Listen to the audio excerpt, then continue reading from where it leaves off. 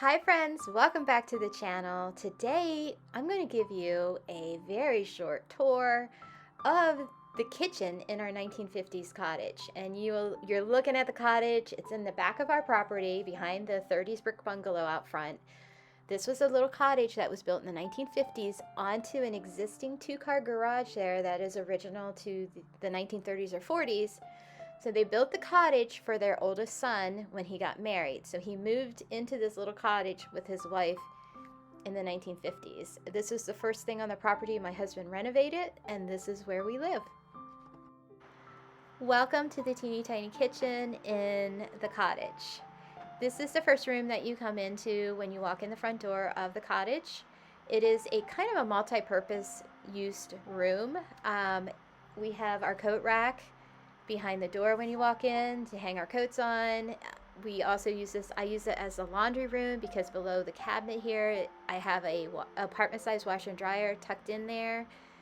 My husband originally had an old washing machine, a 1950s washing machine that he used, and it was huge and it took up a lot of space in the kitchen.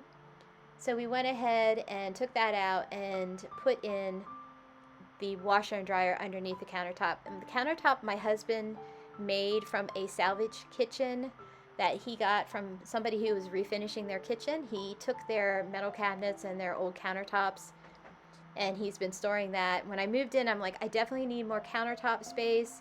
So he made this. It worked out perfectly. He made me the countertop, and the washer and dryer tucks in really nice underneath the countertop. And then I have a feed sack curtain to kind of hide the washer and dryer then, so that it's not something that you see when you walk in the door, but it's easy enough to gain access to. I love to bake, and I pack my husband's lunch every day, so I bake him things for his lunch. So I bake a couple times a week.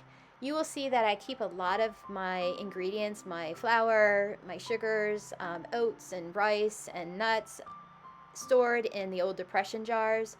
Some people call them also, I think, Hoosier jars because they were in the old Hoosier cabinets.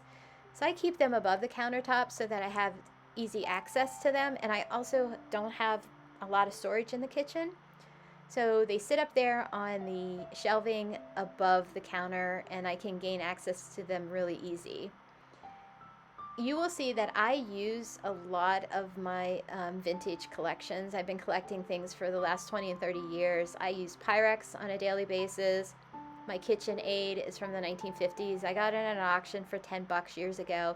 And the interesting thing about KitchenAids is a lot of their attachments will work on the very old KitchenAids. So I can get a modern attachment for that, like one of those like peelers or a juicer or whatever, and they will attach to the old KitchenAids, which I think is really, really great. My husband likes to collect old signs, so I have a bunch of old signs in the kitchen. He found the cake sign a couple years back at a flea market. The person selling it found it underneath they were ripping up a carpet, and they found it underneath the carpet, between the carpet and the hardwood floor. No idea what it was doing under there, but it looks great in my kitchen. I also have an old watermelon sign my husband found at a junkyard. It was being used in an old trailer. He found that it was used for shelving, and he pulled the shelving up, and there was like an old roadside watermelon sign they were using for shelving. So he brought that home and finished that up, and it fit perfectly in the kitchen. So the kitchen is just kind of a hodgepodge of all kinds of different vintage items. I also have an old stove I use and an old refrigerator.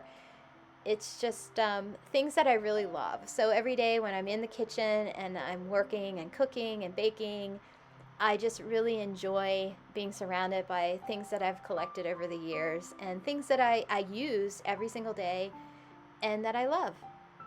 So if you have any questions about anything you see in my video, you can leave them in the comments down below and I'll try to answer them. I'm going to go on to a short tour right now of the teeny tiny kitchen. I hope you enjoy, and thanks for watching.